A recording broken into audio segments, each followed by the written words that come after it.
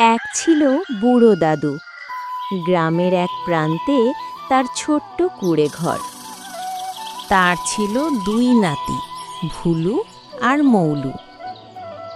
দুজনেই খুব চঞ্চল, সারাদিন এই পাড়া ওই পাড়া ঘুরে বেড়াতো। গ্রামের শেষ প্রান্তে ছিল একটা পুরনো তেঁতুল গাছ। লোকজন বলতো ও গাছটা ভালো না, সন্ধ্যার পর কেউ ওদিকে যেত না। চলো রে, আজ তোদের নিয়ে জমিতে চাষ করতে যাব। দাদু লাঙল নিয়ে মাঠে নামলেন। ভুলু আর মৌলো গিয়ে বসল তেঁতুল গাছের নিচে।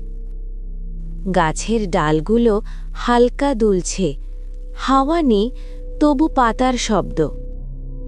হঠাৎ গাছের ভেতর থেকে দুই অদৃশ্য কণ্ঠ ভেসে এলো। আমরা আর কতদিনই গাছে থাকব? মানুষের রূপ নিয়ে কিছুদিন বাঁচতে যাই। ভুলু আর মৌলুর শরীর কেঁপে উঠল। ভূত দুইটা ঢুকে গেল তাদের শরীরের ভেতর। আর আসল ভুলু মৌলুর আত্মা আটকে গেল সেই তেঁতুল গাছের ভেতরে। কিরে ভুলু মৌলু, বাড়ি যাবি না? সন্ধে হয়ে এলো। হ্যাঁ দাদু, চলি। কিন্তু তাদের চোখে ছিল অদ্ভুত শূন্যতা। দাদু, আজ মাংস পিঠা বানাও। দাদু অবাক হলেও কিছু মনে করবেন না। মাংস পিঠা বানিয়ে খাওয়ালেন। রাত হলো, সবাই ঘুমিয়ে পড়ল। কিন্তু মাঝরাতে দাদুর ঘুম ভাঙল। বিছানায় নাতিরামি। দরজা খুলে বাইরে তাকিয়ে দেখেন তেঁতুল গাছের উঁচু ডালে বসে আছে দুজন। চোখ জ্বলজ্বল করছে অন্ধকারে। দাদু চিৎকার করে বললেন, তোরা নিচে নাম, পড়ে যাবি। দুজন তাড়াতাড়ি নেমে এল। মনে হলো যেন ধরা পড়ে গেছে। এভাবে চলতে থাকলো কয়েক মাস।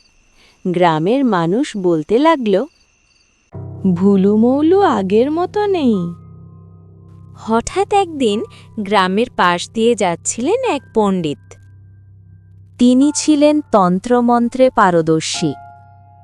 তিনি বাড়ির সামনে দাঁড়িয়ে বললেন, এই বাড়িতে অশুভ শক্তি আছে। কোথায় অশুভ? আমার নাতিরা তো ঘরেই খেলছে। পণ্ডিত গভীর দৃষ্টিতে তাকিয়ে বললেন, ওরা তোমার আসল নাতি নয়, তেঁতুল গাছের দুই ভূত তাদের শরীরে ঢুকেছে। এটা কি করে সম্ভব? রাতে পণ্ডিত মন্ত্র পড়া শুরু করলেন। ধূপ জ্বালানো হলো। ভুলু আর মৌলু কাঁপতে লাগল। হঠাৎ তাদের গলা বদলে গেল। আমরা এই শরীর ছাড়ব না। এক ঝলক আলো। দুই কালো ছায়া বেরিয়ে গেল শরীর থেকে। চিৎকার করতে করতে উড়ে গেল তেঁতুল গাছের দিকে। একই সময়ে গাছ থেকে ভেসে এলো দুই মিষ্টি কণ্ঠ। দাদু, আসল ভুলু আর মৌলুর আত্মা ফিরে এলো শরীরে। পরদিন সকালে তেঁতুল গাছটা শুকিয়ে গেল। অশুভ শক্তি চলে গেছে। ভুলু আর মৌলু আবার আগের মতো হয়ে গেল। ভিডিওটি দেখে ভালো লাগলে সাবস্ক্রাইব করুন ও লাইক করুন।